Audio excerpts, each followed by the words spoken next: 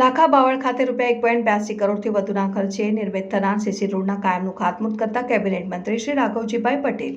રાજ્ય સરકારના સંનિષ્ઠ પ્રયાસોને કારણે આજે ગામડાઓ પણ શહેરની જેમ વિકાસની હરણફાળ ભરી રહ્યા છે. મંત્રી શ્રી રાઘવજીભાઈ પટેલ સીસી રોડની સુવિધા મળતા લાખા બાવળ સહિત આસપાસના ગ્રામજનોને ચોમાસા દરમિયાન આવાગમનમાં પડતી હાલાકી દૂર થશે.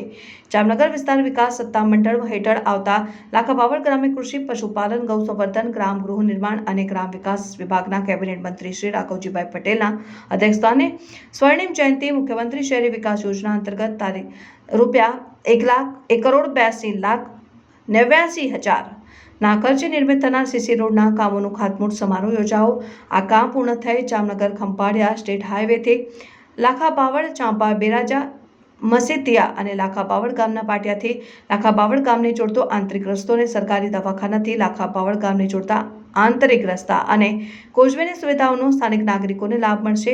આ પ્રસંગે મંત્રી શ્રી રાઘવજીભાઈ પટેલે જણાવ્યું કે લાખા બાવળ ખાતે અંદાજિત ₹2 કરોડના ખર્ચે મંજૂર થયેલ આ વિકાસ કામો ગ્રામજનોની સુવિધામાં ખૂબ વધારો કરશે. લાંબા ગાળા સુધી ટકાઉ એવા સીસી રોડની સુવિધા મળતા વર્ષો સુધી આ વિકાસ કામોનો નાગરિકો લાભ લઈ શકશે.